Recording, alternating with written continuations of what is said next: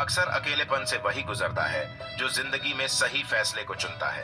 लोग कहते हैं जिंदगी मिली है अपने हिसाब से जीने के लिए, लेकिन वही लोग सुबह होते ही किसी और के हिसाब से जीने चले जाते हैं। दूसरों पर निर्भर रहने वाले लोग कभी खुश नहीं रह पाते।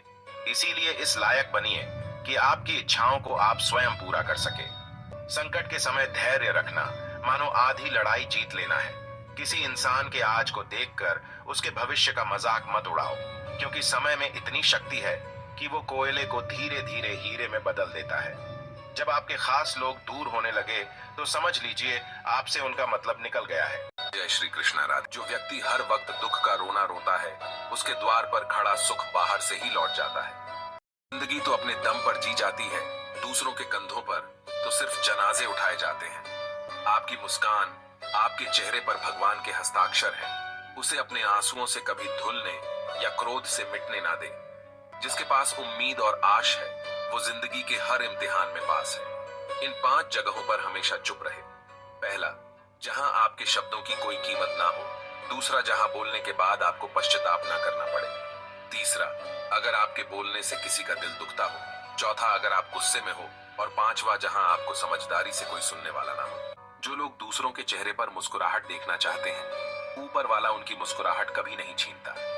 ऊंचा उठना है तो अपने अंदर के अहंकार को निकालकर स्वयं को हल्का कर लीजिए, क्योंकि ऊंचा वही उठता है जो हल्का होता है।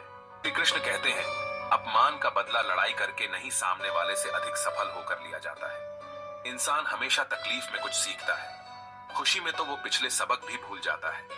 परिवर्तन ही संसार का नियम है। एक पल में यहाँ आप राजा से रंक बन सकते हैं या रंक से राजा।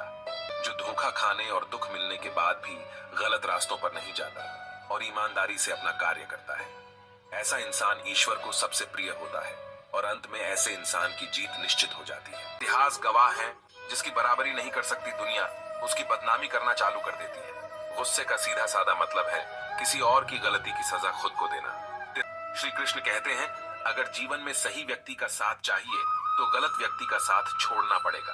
तिरस्कार और अपमान बार बार यदि अपनों से ही मिले तो वहां से निकल जाना ही सबसे बेहतर विकल्प होता है। जो किया है वह अवश्य सामने आएगा, क्योंकि कर्म किसी के सगे नहीं होते। याद रखना, अच्छे वक्त को देखने के लिए बुरे वक्त को झेलना पड़ता है। अपने आप पर विश्वास करो, तुम्हारे अंदर कुछ ऐसा है जो हर बाधा से बड़ा है। बोलो जय श्री कृष्ण।